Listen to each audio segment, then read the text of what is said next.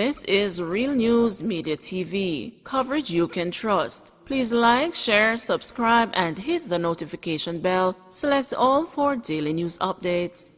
Good morning, my Real News Media TV family. Thank you so much for tuning in this morning, and I'm wishing for everyone a wonderful and a productive day. And in the news this morning for May 22, 2023, opposition continues the criticism of massive salary increase for politicians. Opposition leader Mark Golding has again expressed his disapproval of the government's decision to grant massive salary increases to the political directorate. He said it is untenable and impractical for Jamaica to be paying its politicians a higher salary than its counterparts in the region with a better economic performance. It's unjustifiable for Jamaica to be paying its political class at levels which are way out of whack of our regional peers. Countries like Bahamas, Barbados, Trinidad and Tobago and so on. Countries that enjoy much higher levels of income per capita than we do. Countries that have achieved higher levels of growth than we have. How do we justify giving such a huge increase overnight to the political class? You chose to fix salaries off of the highest subcategory of the highest band in the public sector wage scale under the new restructuring. And the result has been huge increases never seen before, as far as I'm aware, in the history of Jamaica for elected officials. The country is not accepting it. We must not go forward with it in this form. Revisit it, adjust it appropriately, consult widely, and come with a better, more palatable package that is proportionate to how our economy is performing and that the people will feel is justified. He was speaking at a People's National Party meeting in the St. Andrew East Central constituency on the weekend. PNP General Secretary Dr. Dayton Campbell has rejected the rationale that the increase in salaries for the political directorate will attract the best candidates for the job. Since the announcement of the new salaries, both the Prime Minister Andrew Holness and the Finance Minister Dr. Nigel Clark have used the justification to defend the significant increases awarded. But Dr. Dayton Campbell argued that the rationale is flawed and there is no research to support the idea. There is no research to support that. There's no research to support that. The people who could already earn properly, they were coming into politics to serve them, never not coming in for money. The people who can't earn properly, if I could only earn $3 million a year, and when I turn MP I can earn 15, you think when me get the work, you're going to get me out of the seat then?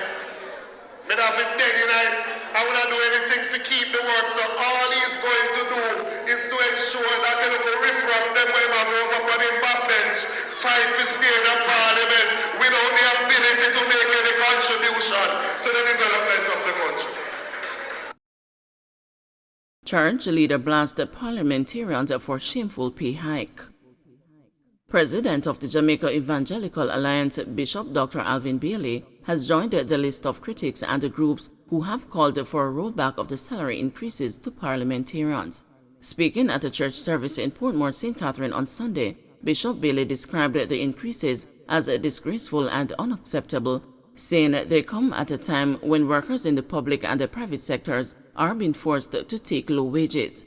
Dr. Bailey, who is Bishop of the Holiness Christian Church, said the move was insensitive to the plight of Jamaicans. He argued that politicians should have the people's best interest at heart, but criticized the Andrew Holness administration for behaving in a shameful manner. Bishop Bailey also blasted members of the parliamentary opposition and their leader Mark Golding for accepting the increases. We, the Jamaica Evangelical Alliance, and in my capacity as senior pastor and bishop of the Holiness Christian Church, find this rather shameful, disgraceful, unacceptable, and insensitive to the plight of the Jamaican people.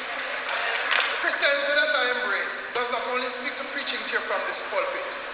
It means identifying ourselves with the plight of a people who you serve and speaking for the voiceless, representing those who need representation, and address persons who should have their interests at heart. And if there's anyone else who should have our interests and our well-being at heart, should be the politicians that we have elected to serve us collectively. Mr. Prime Minister, you and your cabinet has behaved shamefully. They have taken it. I have seen them walk out of Parliament for less than this.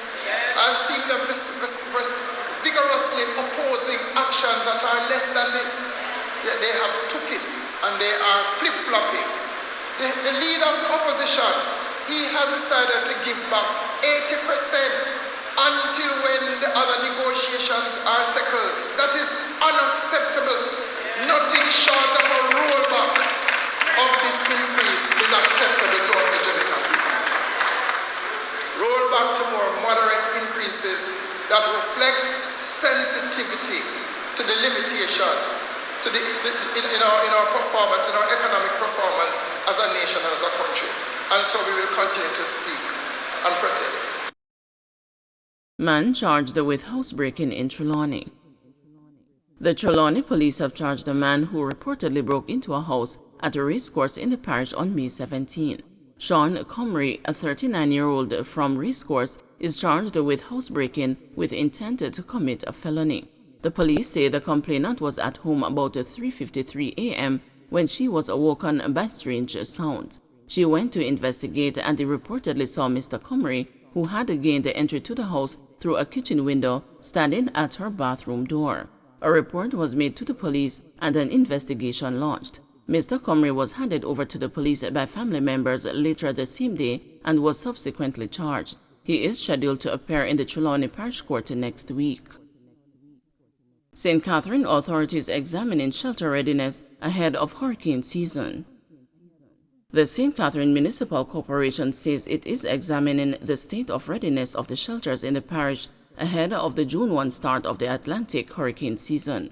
Speaking at the recent meeting of the St. Catherine Municipal Corporation, Parish Disaster Coordinator Yashika Jathon Thompson said only minor issues have been identified so far, and where concerns have been found, these were raised with the school administration and the Ministry of Education.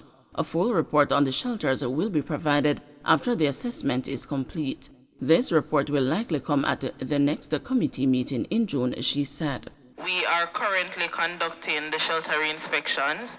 They have been good so far, and the issues that we find are minor issues that we have spoken to the school administration about and to the Ministry of Education about. So once the shelter reinspection is completed, then the report and the listing will be shared at the next committee meeting in June. Don't forget to like, share, subscribe, and hit the notification bell. Select all for daily news updates.